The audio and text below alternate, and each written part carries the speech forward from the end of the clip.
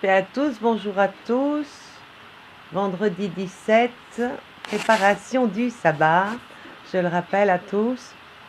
Alors, je continue l'enseignement de Samy, mon époux, de Matthieu. Donc, l'enseignement profond des Écritures. Matthieu 23 ici, invective contre les pharisiens. Nous avons vu au chapitre 22 combien Christ a révélé complètement le cœur mauvais des pharisiens. Et maintenant, il avertit la foule et ses disciples de marcher d'une manière qui se distingue visiblement de la manière des scribes et des pharisiens. Mais ce temps terrestre de Christ et les apôtres étant passé, alors chaque fois que vous lisez les Écritures, considérez toujours que c'est à vous qu'elles s'adressent, afin d'en prendre pleinement conscience. C'est pourquoi chaque fois que je lis la parole et que j'en donne ce que je reçois, j'explique la parole sur le temps actuel, non pas retranchant aux Écritures ou en ajoutant, ni en modernisant les Écritures, non, mais c'est-à-dire un chapitre comme celui-ci, lorsque vous le lisez, ne considérez pas que Christ s'adressait aux apôtres et à la foule, mais plutôt là maintenant, c'est à toi qu'il s'adresse alors que tu l'entends et lis la parole. Ainsi, puisque dans ce passage, Christ avait averti la foule qu'il entendait et les disciples contre les actions des pharisiens, en lisant, considérez que ce n'est pas à la foule ni aux disciples, il y a 2020 ans, que Christ s'adressait dans cette écriture, mais plutôt à vous, là maintenant, alors que vous entendez cet enseignement ou lisez la parole. C'est comme ça qu'on lit les Écritures, afin de les vivre et plaire à Dieu, car tant que tu lis les Écritures dans leur antiquité, tu seras toujours superficiel dans la parole. La crainte de Dieu n'habitera jamais en ton cœur, l'envie de vivre la parole ne montera jamais dans ton cœur. Parce que tu lis l'Ancien Testament en considérant que Dieu parlait à Israël déjà, pas à toi, et tu lis le Nouveau Testament en considérant que Christ parlait aux gens de son époque terrestre, aux disciples, pas à toi. Donc tu en fais quelque chose qui est tout à fait en dehors de toi, alors que Christ doit vivre en toi. Mais si tu lis les Écritures en te mettant à la place des gens de son époque, à la place des disciples, alors tu considéreras que c'est à toi qu'il parle. Et oh, je te le dis en vérité, tu vas vite commencer à vivre chaque verset de toute la Bible, car considérant que c'est à toi que Christ parle alors que tu lis les évangiles, alors imaginez-vous, c'est bien là que c'est la relation. Dans une relation, il y a un qui parle, l'autre qui écoute et qui répond ensuite, et qui pose des questions, et puis l'autre répond. C'est ça, un dialogue, et c'est dans la parole, puisque la voix de Dieu est là, il te parle.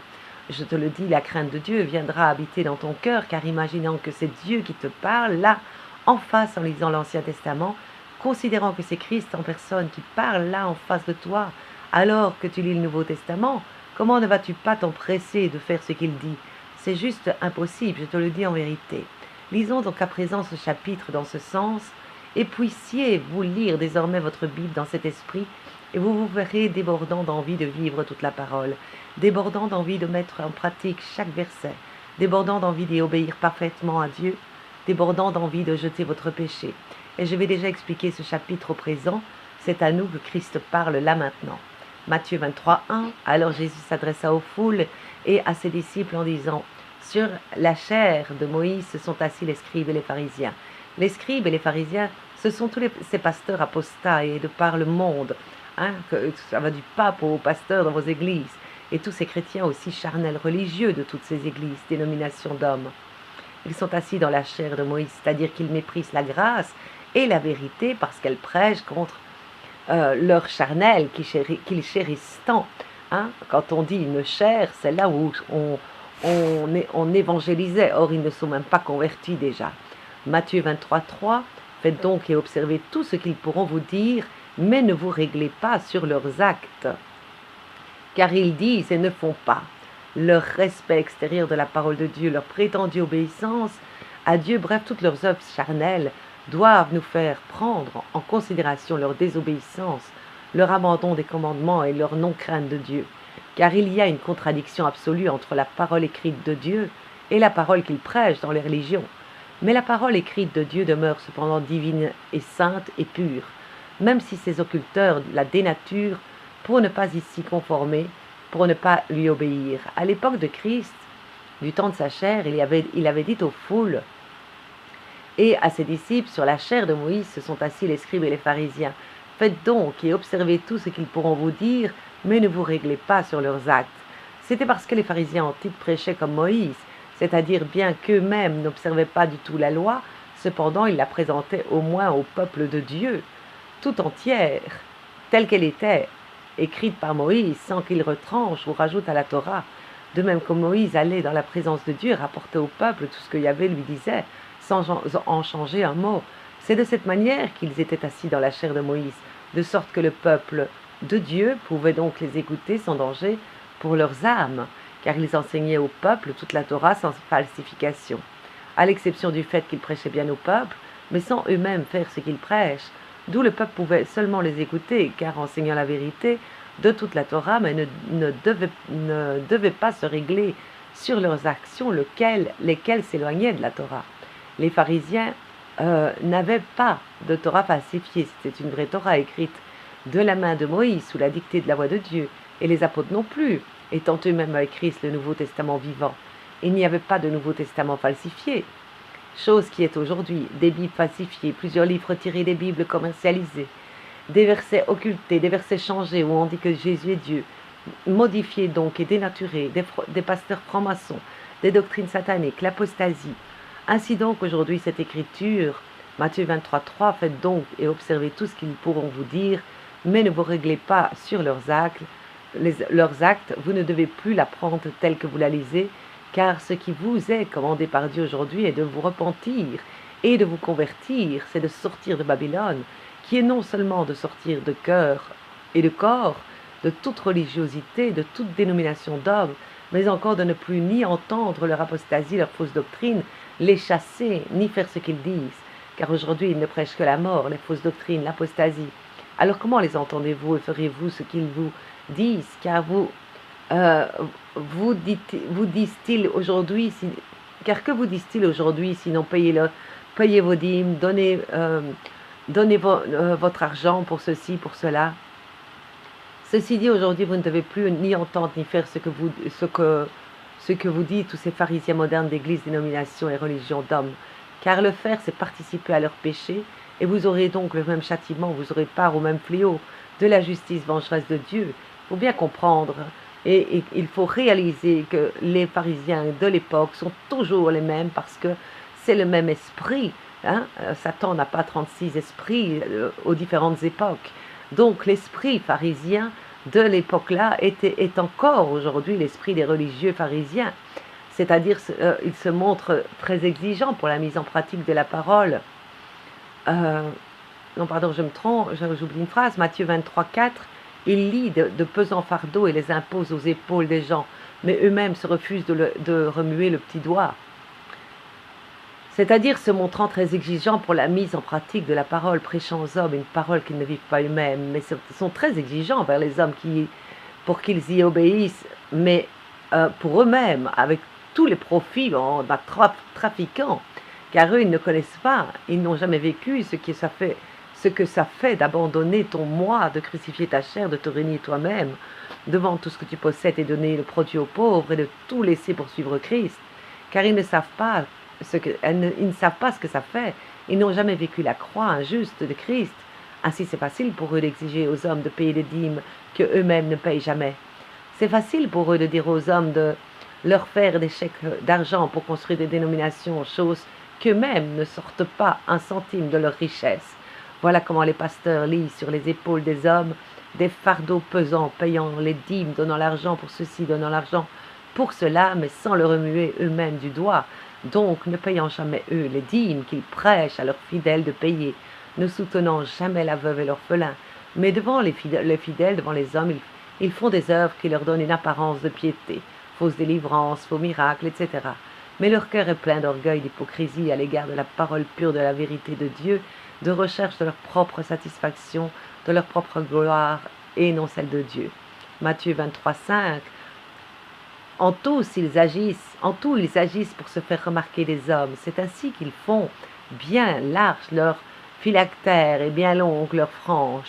Ils aiment à s'occuper le premier divan dans les festins et les premiers sièges dans les synagogues, à recevoir les salutations sur les places publiques et à s'entendre appeler rabbi par les gens. Tous ces titres honorifiques religieux, prêtre, pasteur X, homme de Dieu X, bishop X, prophète, hein, se distinguent par là de leurs fidèles qui les suivent, se plaçant de la sorte en muraille entre Dieu et les âmes pour voler l'honneur et la gloire qui reviennent à Dieu seul, montrant ainsi leur grade religieux obtenu, hein, qui les élève au-dessus de leurs fidèles, qui confère tout pouvoir, toute domination sur leurs fidèles, leurs cours de théologie, leurs diplômes, tout ça, ce qui découvre toute leur hypocrisie, car pour s'attirer les faveurs des hommes, il faut chercher à paraître, hein, ce qu'on n'est pas. C'est pourquoi, contrairement à toute leur vanité du grand titre, pour garder un tel esprit, tous ceux qui craignent vraiment Dieu, Christ, dit à ceux qui gardent pure la parole de Dieu sans la compromettre, pour quelque raison que ce soit, à ceux qui craignent Dieu et qui ne veulent pas être qui veulent être que ce que Dieu désire qu'ils soient. À cela, Christ dit de ne pas imiter tous ces pasteurs religieux avides d'argent, de pouvoir, de gloire humaine et de titres honorifiques, de ne même pas les côtoyer. Matthieu 23, 8, pour vous, ne vous faites pas appeler rabbi, car vous n'avez qu'un maître, et tous vous êtes des frères. Oh, mon Dieu, comme c'est clair. N'appelez personne votre Père sur la terre, car vous n'en avez qu'un, le Père céleste. Ne vous faites pas non plus appeler directeur, car vous n'avez qu'un directeur, le Christ. Je continue, Matthieu 23, 11, le plus grand parmi vous sera votre serviteur. Christ montre ici ce qu'est le caractère d'un véritable homme de Dieu, comme ils se font appeler. Quiconque s'élève sera abaissé, quiconque s'abaisse sera élevé. Ainsi l'expression du véritable homme de Dieu, mais surtout du serviteur de Dieu, est vu, reconnu, prouvé, attesté en Christ, le véritable pasteur des brebis et non des boucs religieux. Alors quel contraste de l'exemple de Christ avec les pasteurs, les prêtres et les papes et les bishops, et tels qu'ils se sont vénérés, tels qu'ils se font vénérer, incapables de s'effacer naturellement pour laisser Dieu lui-même élever l'humble, mais reconnaissant eux-mêmes leurs orgueils, donc que Dieu ne va jamais les élever, alors ils s'élèvent eux-mêmes. Christ invective ensuite contre les pasteurs religieux, tous ces prétendus hommes de Dieu, en prononçant contre eux 7 fois le mot malheur, selon leurs différentes abominations, découvrant divers traits de leur iniquité. Matthieu 23, 13, malheur à vous, scribes et pharisiens, hypocrites, qui fermez aux hommes le royaume des cieux. Vous n'entrez certes pas vous-même, et vous ne laissez pas entrer ceux qui le voudraient. C'est ici leur premier malheur. Par choix volontaire, ils s'imposent toujours à la vérité. Ils s'opposent à elle parce qu'ils veulent garder leur position dans leur religion où ils règnent. Oui, c'est pas ils s'imposent, ils s'opposent toujours à la vérité parce qu'ils veulent garder leur position dans leur religion où ils règnent en maître, où ils sont des idoles, où leur orgueil trouve pleinement sa satisfaction et sa gloire. Alors que pour entrer dans le royaume des cieux, il faut obéir à tous les commandements, porter votre croix, revenir à l'état des enfants et reconnaître sous vous l'autorité de Christ et de Dieu, mais au lieu de cela, ils préfèrent, Matthieu 23, 15, malheur à vous, scribes les pharisiens, hypocrites qui parcourez mer et continent pour gagner un prosélyte. Et quand vous l'avez gagné, vous le rendez digne de la géhenne 2 fois plus que vous.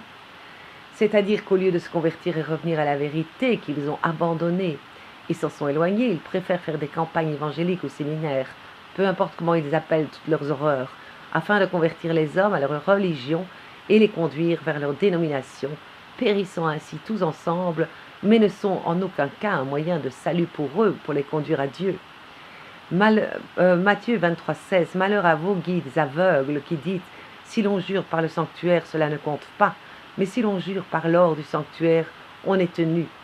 Ils avaient adopté une manière de jurer et de faire jurer les hommes par des méthodes qui convainquent les hommes qu'ils ont raison quand ils jurent à faux, faisant ainsi méconnaître ce qui était valeureux aux yeux de Dieu. Et c'est là la puissance des religions, juste dans la forme. Matthieu 23, 17, insensé et aveugle, quel est donc le plus digne, l'or ou le sanctuaire qui a rendu cet or sacré? Vous dites encore, si l'on jure par l'autel, cela ne compte pas, mais si l'on jure par l'offrande qui est dessus, on est tenu.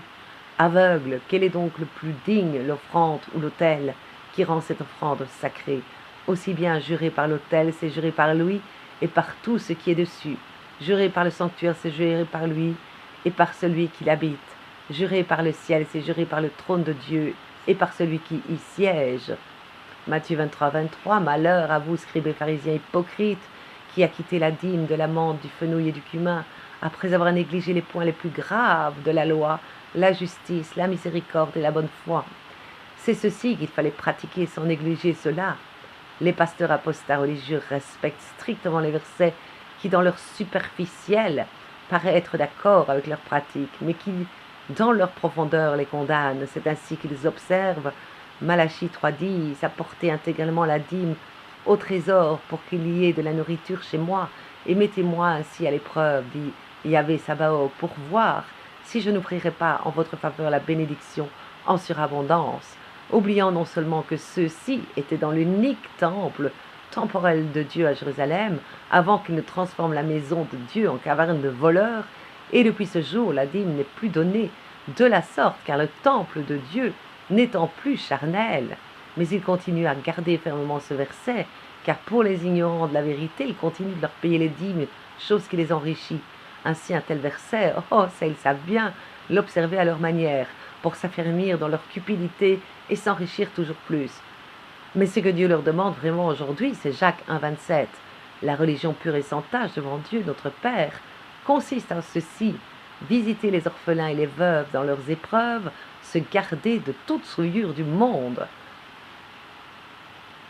Hébreux 12,14, rechercher la paix avec tous et la sanctification sans laquelle personne ne verra le Seigneur. Ça, ils n'en ont rien à faire. Or, que c'est plutôt ce qu'ils devraient observer.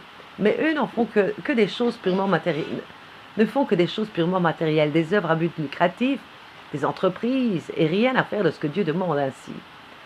Matthieu 23, 24, guides aveugles qui arrêtaient au filtre le moustique et engloutissaient le chameau. Donc scrupuleux pour des choses vaines, mais sans crainte et amour pour Dieu pour accomplir sa volonté.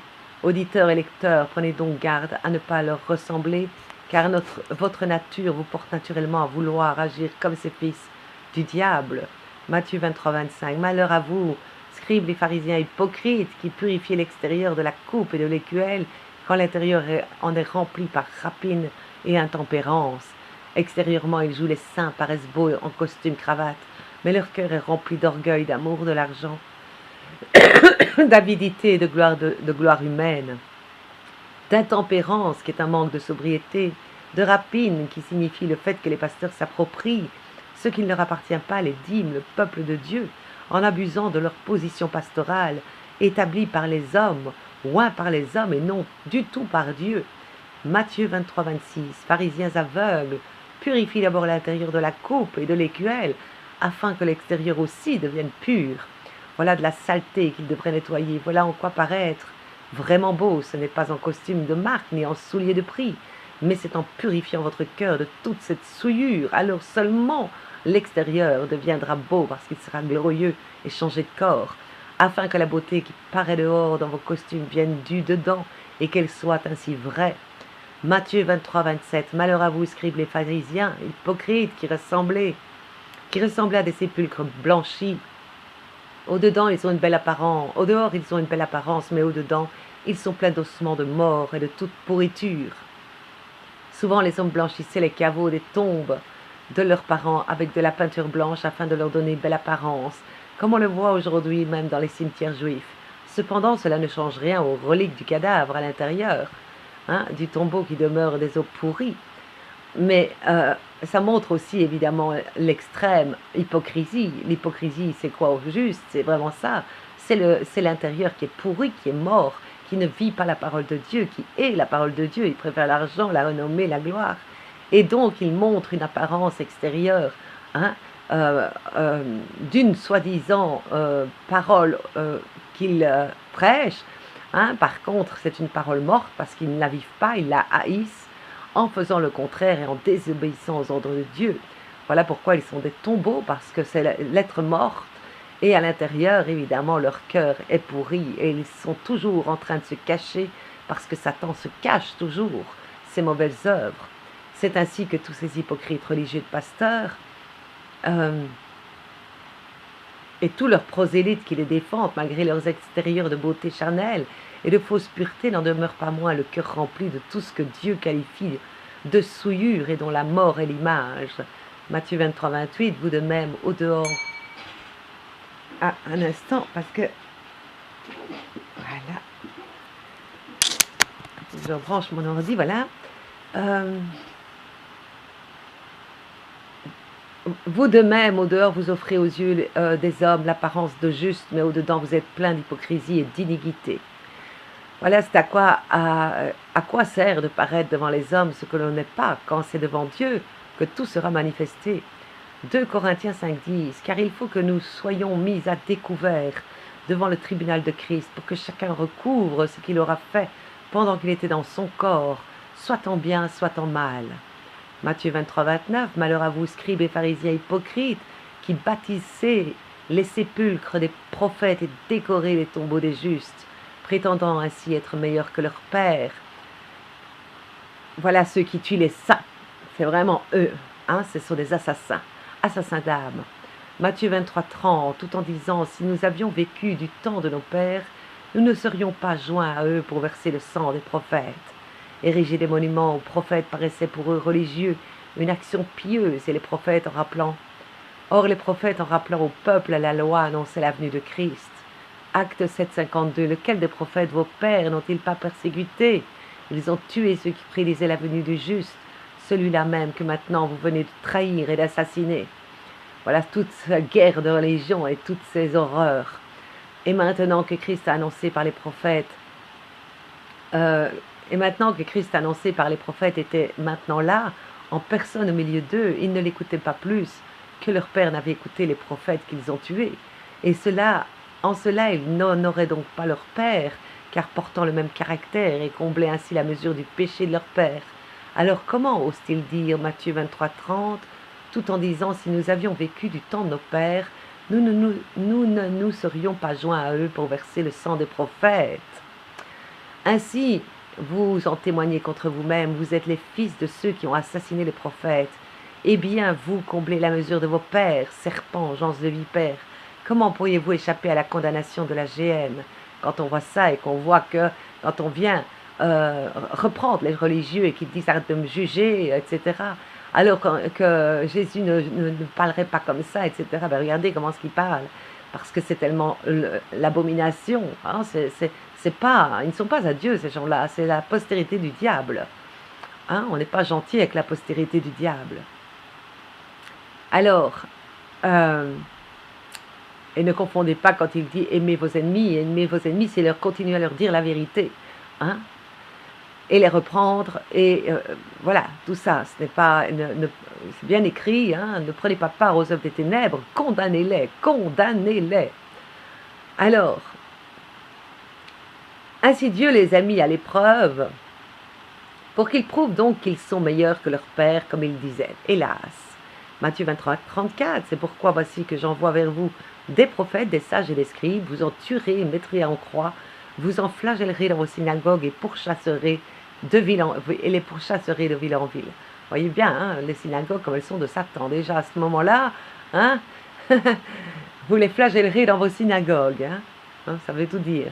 C'est encore maintenant comme ça dans les églises, hein, quand on voit tous ces gens qui tombent par terre et qui sont hypnotisés, possédés, etc. C'est pareil, c'est dans les synagogues de Satan. Matthieu 23, 35, pour que retombe sur vous tout le sang innocent répandu sur la terre, depuis le sang de l'innocent Abel jusqu'au sang de Zacharie, fils de Barachi, que vous avez assassiné entre le sanctuaire et l'autel. Ainsi Dieu a usé d'une patience extrêmement riche, car vous vous imaginez, depuis le sang du premier juste Abel, second fils d'Adam, donc dès même le commencement du monde, l'horloge de la patience de Dieu s'est mise en marche. Jusqu'à ce jour, Dieu continue d'attendre que tous ceux qui ont abandonné sa parole, tous ceux qui se sont détournés de ses commandements, tous ceux qui ont fui sa vérité, tous ceux qui ont trompé, tous ceux qui ont trahi, qu'ils soient sincèrement désolés, hein, et se repentent en acte avec des fruits dignes de repentance. Et malgré toutes ces générations que Dieu a attendues et essayé de ramener les hommes à lui, en envoyant prophètes, apôtres, mais ils ont plutôt manifesté une sévère opposition à Dieu, parvenu à son apogée en crucifiant son Fils jusqu'à cette dernière génération. C'est pourquoi Christ poursuit en disant, Matthieu 23, 36, en vérité je vous le dis, tout cela va retomber sur cette génération. Puis il adresse cette solennelle parole envers le peuple euh,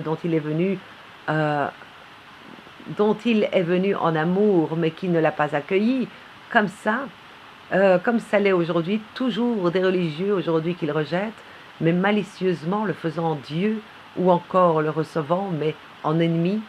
Matthieu 23, 37, Jérusalem, Jérusalem, Jérusalem, toi qui tues les prophètes et lapide ceux qui t'ont envoyé. Combien de fois ai-je voulu rassembler tes enfants à la manière dont une poule rassemble ses poussins sous ses ailes, et vous n'avez pas voulu. Hein?